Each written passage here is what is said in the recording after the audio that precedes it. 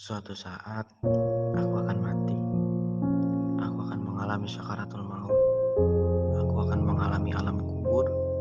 Aku akan dibangkitkan dari alam kubur. Aku akan mengalami itu semua. Karena itu semua adalah sebuah kepastian. Tapi sampai saat itu, aku belum menyiapkannya. Bahkan sampai sekarang pun, aku baru belajar menyiapkannya. Aku hanya sibuk mengumpulkan apa yang akan aku tinggalkan. Aku hanya menghabiskan waktuku untuk perkara-perkara sepele yang sia-sia. Aku telah menghabiskan usiaku untuk memenuhi segala keinginan dan ambisi nafsu. Aku belum menyiapkan apa yang akan aku bawa mati nanti. Aku telah kehilangan banyak waktuku untuk hal-hal yang tak berguna. Aku tidak mengerti tujuan hidupku. Aku baru menyadari bahwa sesungguhnya tujuan hidupku adalah kematian. Tujuan hidupku adalah pulang kepada Allah. Tujuan hidupku adalah kembali ke kampung asalku. Tetapi pertanyaanku adalah, bisakah aku pulang ke kampung asalku? Bagaimana caranya agar aku bisa kembali ke kampung asalku? Siapakah yang dapat membantuku menunjukkan jalannya ke sana? Siapakah yang dapat menolongku untuk membuka ketertutupan mata kolbuku? Sementara Allah berfirman, "Ya Tuhanku, mengapa engkau menghimpunkan aku dalam keadaan buta? Padahal aku dahulunya adalah seorang yang melihat." Itu diabadikan di Quran surat ke-20 ayat 125. Dan barang siapa berpaling dari peringatanku, maka sesungguhnya baginya penghidupan yang sempit. Dan kami akan menghimpunkannya pada hari kiamat dalam keadaan buta.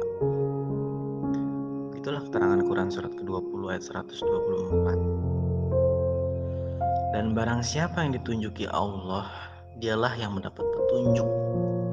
Dan barang siapa yang dia sesatkan, maka sekali-kali kamu tidak akan mendapat penolong-penolong bagi mereka selain dari Dia.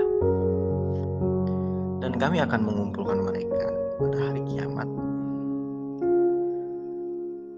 dalam keadaan buta, bisu dan tuli. Tempat kediaman mereka adalah neraka jahanam. Tiap-tiap kali nyala api jahanam itu akan padam, kami tambah lagi bagi mereka api yang menyala-nyala.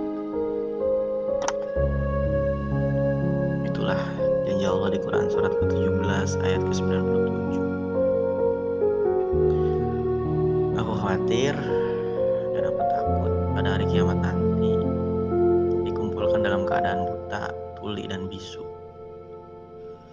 Aku takut kalau kediamanku nanti adalah neraka. Nabi Muhammad SAW pernah ditanya oleh malaikat Jibril di depan para sahabat beliau tentang neraka. Maka baginda menjawab bahwa neraka adalah tempat ganti yang disediakan oleh Allah buat mereka yang mengejar dunia. Aku ulangi, neraka adalah tempat ganti yang disediakan oleh Allah buat mereka yang mengejar dunia. Sedangkan ketika beliau ditanya tentang surga, baginda menjawab, surga adalah tempat ganti yang disediakan Allah untuk mereka yang mampu melepaskan keterikatannya pada dunia. Karena harga sebuah surga adalah melepaskan keterikatan dan kecintaan pada urusan dunia. Sejujurnya aku akui itu, bahwa sampai saat ini betapa aku masih terikat pada dunia. Aku masih mencintai dunia, bahkan melebihi cintaku kepada Allah. Aku belum bisa mencintai Allah melebihi cintaku kepada dunia. Astagfirullahaladzim, ya Allah. Ampunilah kesalahan kami. Aku harus segera mendapatkan ilmu yang dapat menghindarkan diriku dari kebutaan, kebisuan, dan ketulian jiwaku.